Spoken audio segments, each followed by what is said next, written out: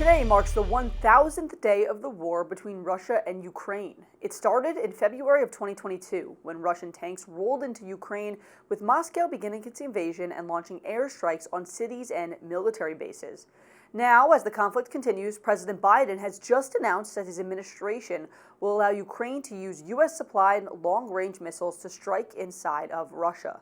Joining me now is The Hill's Brett Samuels with the latest. Brett, thanks for joining us. Thanks for having me. So, Kyiv has lobbied the U.S. and Western allies since the first year of the war to allow the use of these missiles. So, with this development, will it change the course of the ongoing war at all, and will there be any limitations set? Yeah, so, it's sort of, I think, this question of whether it's too little, too late. Obviously, the Biden administration is on its way out. They're only going to be in office for about 2 more months, and there's this great skepticism about whether an incoming Trump administration will continue to support Ukraine in its war against Russia, or whether it will push for some kind of negotiated settlement. So, I think there's some skepticism that it will dramatically alter the course of the war, or if this will just kind of help Ukraine maybe make some small gains before it's brought to the negotiating table. I think there had been some calls from some critics of the Biden administration for them to do this sooner, but obviously, President Biden, with just a couple of months left in office, is taking this action and is clearly a little less worried about any potential consequences. And what exactly do we know about the ballistic missiles in this situation? I understand they're Army tactical missile systems. Yeah, so ATACMS for short, essentially, the acronym. But these are long-range missiles that can fire about 200 miles or so in distance. They're guided missiles. So this allows Ukraine essentially to not just strike, within Ukrainian territory, but potentially hit some areas near the Russian border. This is a missile system that the Biden administration had been providing Ukraine for several months now in its war against Russia, but had, as you mentioned, sort of put these limits on how it could use them, and had urged Ukraine not to fire these ballistic missiles into Russian territory. And Moscow has warned the U.S. about allowing Ukraine to use these long range weapons, accusing Biden of escalating the war. What type of retaliation could we see from Russian President Vladimir Putin in the wake of this development? Yeah, we're still waiting to hear from Putin himself as far as his reaction goes, but a spokesperson for the Kremlin sort of, lashed out at the U.S. over this move, essentially suggesting that the U.S. was pushing the world closer to global conflict, to World War III, which is, interestingly enough, sort of similar to rhetoric we've heard from President-elect Trump, where he has warned that, the Biden administration was putting the world at risk of World War III. So, we're still waiting to see whether there will be retaliation, whether Russia will sort of, respond directly to the US, whether it will increase its forces in Ukraine or near Ukraine, or how exactly it will respond. But, I think everyone will kind of be watching to see how they respond, just given that, Putin may be looking forward just a couple of months to seeing a change in US leadership. And President-elect Trump, speaking of him, he campaigned on promises to end the war. Do you see this at all impacting his posture towards the war going forward in any way? Yeah, I'm skeptical that it will change kind of how Trump and his team are going to view this war. Trump, obviously, and his allies have, for more than a year at this point, sort of railed against Ukraine funding from the US, argued that Europe should be doing more to fund Ukraine in its war against Russia, sort of questioned, what the US interest was in helping Ukraine here.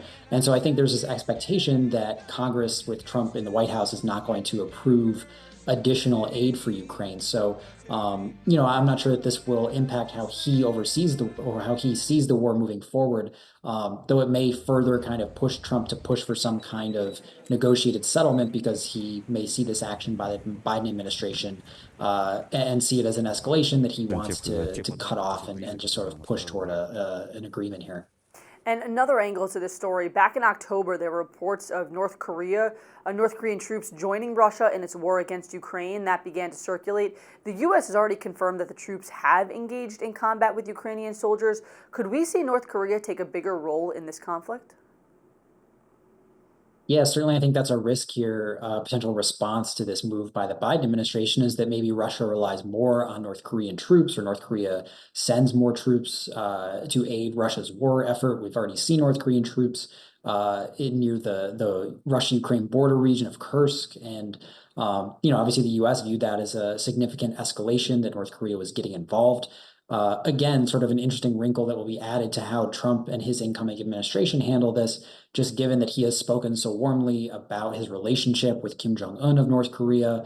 Obviously, Trump had those two face-to-face meetings with the North Korean dictator. So another aspect where, it'll be interesting to watch how North Korea and Russia respond, not just to this move by the Biden administration, but how they might respond to a new Trump administration once it takes office in January.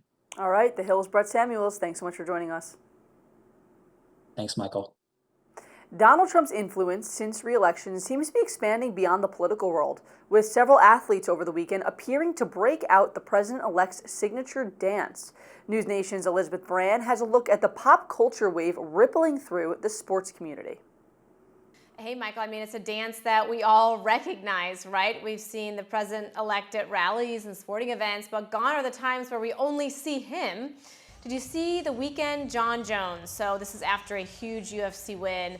There was a number of supporters in the crowd, the president-elect himself, Elon Musk, the speaker, and we saw him do a little shimmy. But it's not just UFC fighters. Look at some of these games from not just this weekend, but even last week. Las Vegas Raiders tight end Brock Bowers. This was after a third quarter touchdown. What we're learning is that some of the videos of these celebrations are not included, let's say, in the team's post-game YouTube channel. Some transcripts have redacted pieces from interviews and even redacted versions of the celebration on CBS's social media outlets. Of course, they're getting a little bit of flack from that. We've reached out for comment. Not just the Las Vegas Raiders football players. Look at the Detroit Lions defenseman, Zadarius Smith. This was during a Jaguars win. He even threw in the golf swing on this one. Tennessee Titans wide receiver, Colin Ridley. And then 49ers defensive end, Nick Bosa. This is interesting because just a week ago, he did the shimmy, but remember, he was fined to the tune of about $11,000 for wearing a MAGA hat. He snuck in during an interview with one of his teammates, and he was fined for that. We're seeing, though, it's not just here in the U.S. It's becoming an international trend. We've seen players from the English soccer club, Barnsley, celebrating. We've seen college players in different sports celebrate. It's certainly a new definition of what entitles freedom of speech and freedom of expression. Michael? Thanks so much. And now shifting gears, Spirit Airlines has filed for bankruptcy just as the holiday season gets underway. The airline says its decision to file was due in part to stiffer competition from big carriers and a slow recovery from the pandemic. Since 2020, the budget airline has lost more than $2.5 billion, and it's facing debt payments over the next 2 years that will put them another $1 billion in the hole. The filing Monday comes just months after a failed buyout from JetBlue. As for the holiday travelers, Spirit says it expects to continue to operate normally through the process and told customers they can book flights and use rewards as they normally would. And speaking of that holiday travel, this season is expected to see record-breaking numbers.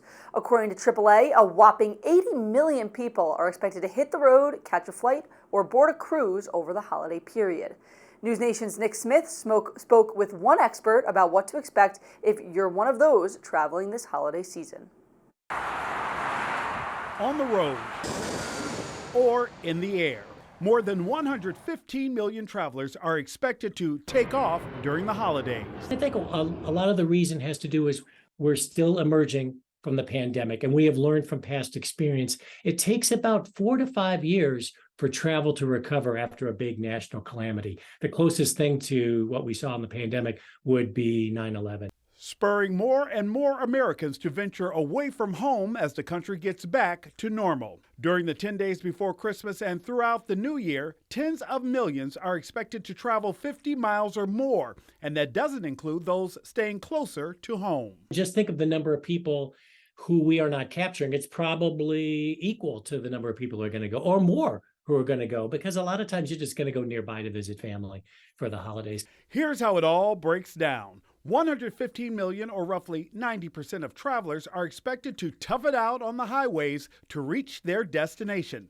That's nearly 2% higher than last year. Meanwhile, more than 7 million are expected to fly. Despite the potential for long lines and delays, air travel is expected to increase nearly 5% over last year, an all-time high. Get to the airport early. You hear that all the time. Get to the airport 2 hours early. I mean it this year. Get to the airports early. Falling gas prices and cheaper airfare are the gifts that keep on giving, making the trip to see friends and family easier. Current gas prices are under $3 a gallon for a large swath of the country, and the national average is roughly $3.10 a gallon, not even close to the year 2000 when the national average was $1.44. But we'll take it. We're seeing gas prices really drop. I mean, it's about 1 to 2 cents every day now. The national average has fallen daily since it reached its peak back on September 19th. So every day it's dropped. And we're about to hit in a few days a 30-month low. And it's quite possible that the national average will be below or even well below $3 a gallon by the time Christmas rolls around. Making the trip even cheaper and possibly encouraging more people to hit the road. In a recent AP poll, 7 out of 10 people say they're concerned about the economy. One major factor with potential to ruin a lot of travel plans: weather. So before you head out, check the forecast, because weather can snarl traffic and cause massive flight delays and cancellations. And there's nothing you can do. And don't lose your cool. How many times we've seen video of bad behavior at the airport? Somebody losing their cool and getting mad at the airline employees.